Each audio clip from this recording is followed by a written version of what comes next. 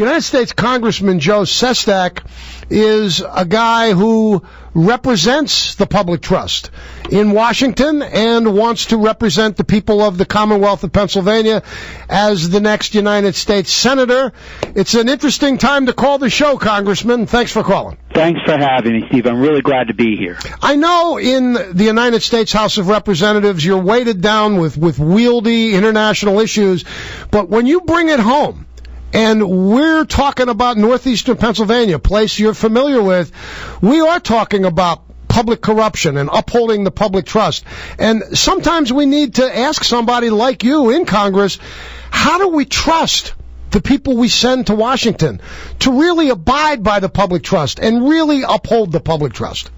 You know, I think, first of all, what we should have is an outside ethics committee. And I have a bill that I submitted a year ago that said we are to have an outside ethics committee where people, if they feel something's untoward, can report and have it looked into. Why do I believe this? Because when I was in the military, those 31 years, we had an inspector general. We had someone that anyone in the United States could call and say, we believe something's amiss is going on, and it was looked at. No one, particularly Congress members, should be above the law. Second, I strongly believe in public financing of campaigns, so that conscious or unconscious impact upon individuals because of the fundraising contributions is removed. I think if you begin to take steps like this, you begin to restore the trust that has been lost in Washington, D.C.'s public institutions, because even above the savage recession, even above the challenges of the health care costs that we're facing, the gravest threat of anything to America is the loss, which you are seeing out there, of a belief in the credibility, not just of those who occupy our public institution, Washington, D.C., but then the public institutions themselves. And that has to change. Now, when you take a look at the political culture in Washington and you take a look at how partisan politics plays a role, and you take a look at the person you are basically facing off against, United States Senator Arlen Specter, he once was a Republican, a longtime Republican. Now he's a Democrat. You're a longtime Democrat. You're still a Democrat. And other longtime Democrats seem to have turned away from you. They're not disrespecting you, I don't believe, but they're not supporting you. How does this lukewarm partisan political maneuvering affect what we're talking about? How do you take that? You know, I've watched a deal that was made in Washington, D.C. when Arlen Specter had a poll taken on a Friday and saw he could not beat his Republican primary opponent. Then he went and said, I'm going to become a Democrat, and worked a deal out with the Washington, D.C. establishment. We are Pennsylvanians. We are extremely an independent-minded group.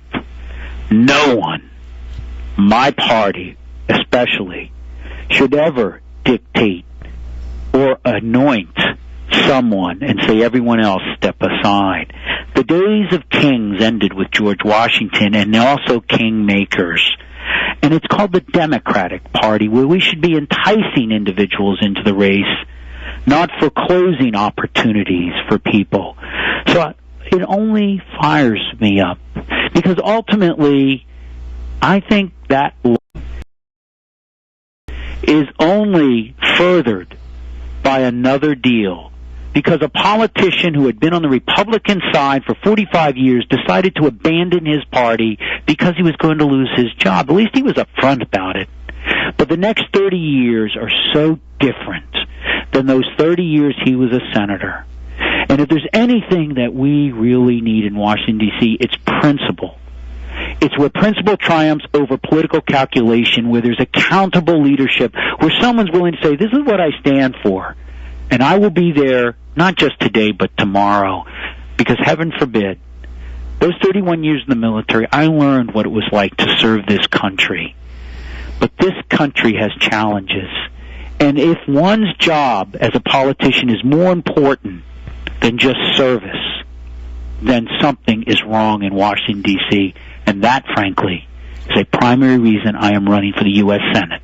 Now, Senator Specter came out punching today. He's actually asked you to resign your seat in Congress and said that then you can cease being a burden to the taxpayers. The reason he's saying that is he's taking issue with you missing votes in Congress while you're out campaigning for Senate. How do you respond to that punch? Well, I sit here and I think about the 2,000 votes that Arlen gave to President Bush's agenda. I think about those votes where he gave to President Bush's agenda. I think about those votes that he gave for every economic and tax policy where they placed us aground in this recession, and to where 53% of all tax cuts went to the top 1%, the millionaires, the top 1% of wage earners in America. I sit back and I think, if there's a vote I wish had been missed, it was Arlen Specter's. And I am working every day, night and day, to replace that vote. My office is open and has been for 2.5 years since I've been elected. I left the service as a Navy Admiral.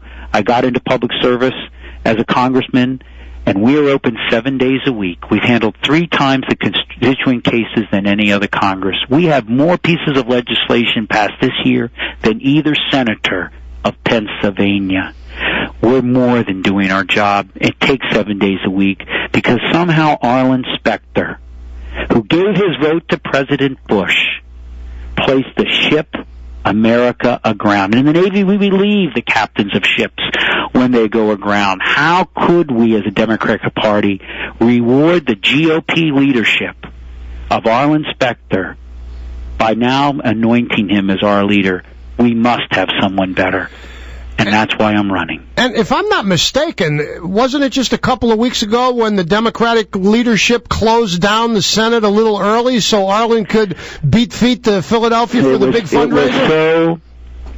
It was so bad that Arlen Specter, and I can respect his service, but the fact that he asked Majority Senator Reid to stop legislative activity by 3 o'clock on a Tuesday so he could come to Philadelphia for a fundraiser by the Philadelphia and Pennsylvania establishment, and that just the Friday before Senator Reid said, we're going to have to be here late at night working because we're behind on the nation's business. I would never ask to stop our nation's business because I felt I needed time to drive to Philadelphia to meet with the establishment so they could give me funds. I'm so disappointed in that. But that's a Washington, D.C. deal.